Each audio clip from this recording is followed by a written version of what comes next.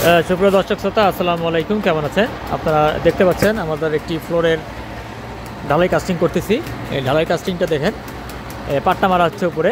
এটি ফ্লোর 3 ইঞ্চি ঢালাই কাস্টিং করা হচ্ছে। এখানে আমরা 8 মিলি রড ব্যবহার করেছি। 2 তলা ভবনে এটি 10 ইঞ্চি পরপর রড বিছাই দেওয়া হয়েছে। নিচে একটি ব্লক দেখতে পাচ্ছেন এবং এদিকে ফিনিশিং এই পাট্টা মারা হচ্ছে। আমরা এখানে ছোটো যে আমাদের স্টোন চিপস রয়েছে সেগুলো দিয়েই আমরা এটি কাস্টিং করতেছি। ফিনিশিং অংশটা দেখতে পাচ্ছেন। এটি প্রায় আমাদের 1200 স্কোয়ার ফিটের মধ্যে এই ভবনটি, তার ফ্লোর কাস্টিং করা হচ্ছে।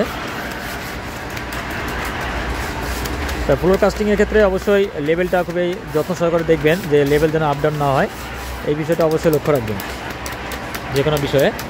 আর একটা বিষয় হচ্ছে ফ্লোর রেশিও। আমরা যেটা এখানে রেশিও দিচ্ছি এটি 1:2:4 4 একের ঢালাই করা হচ্ছে। এটা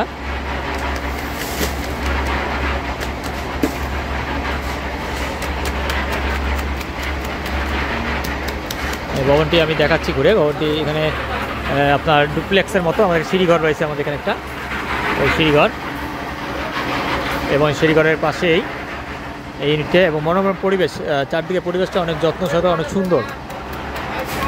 পাট্টা মারা ক্ষেত্রে অবশ্যই সতর্কতা অবলম্বন করবে যে এই লেভেলটা করবে সেজন্য দক্ষ হয়, যাতে করে কোথাও আপডাউন না দেখা যায় সেই বিষয়ে লক্ষ্য রাখে তাকে পাট্টা মারতে হবে।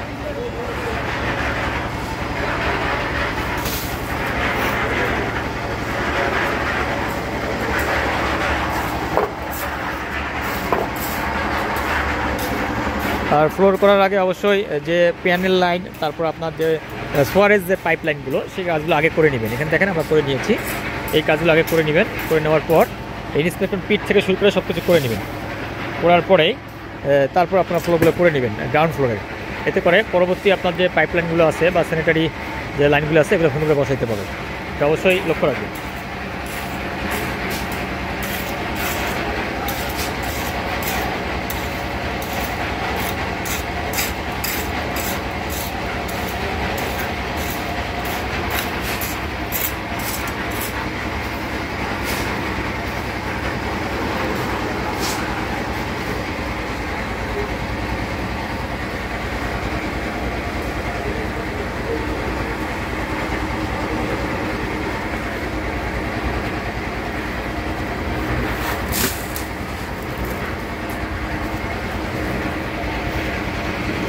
এটি আমাদের সিঁড়িঘর, ডুপ্লেক্সের সিঁড়ি এখানে করা হয়েছে।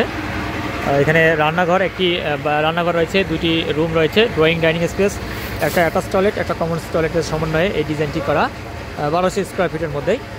যারা ছোটো জায়গার মধ্যে সুন্দরভাবে ডিজাইন করতে চান তারা অবশ্যই আমাদের সাথে যোগাযোগ করতে পারেন। আমরা আপনাদেরকে আপনাদের যেরকম চান সেভাবেই করে দেওয়া যাবে। তাহলে এই বিষয়টা ফ্লোর ঢালাইয়ের ক্ষেত্রে এই বিষয়গুলো আপনাদের সতর্কতা রেখে কাজ করবেন। ইনশাআল্লাহ আপনাদের কাজ এবং সব দিক থেকে ভালো হবে।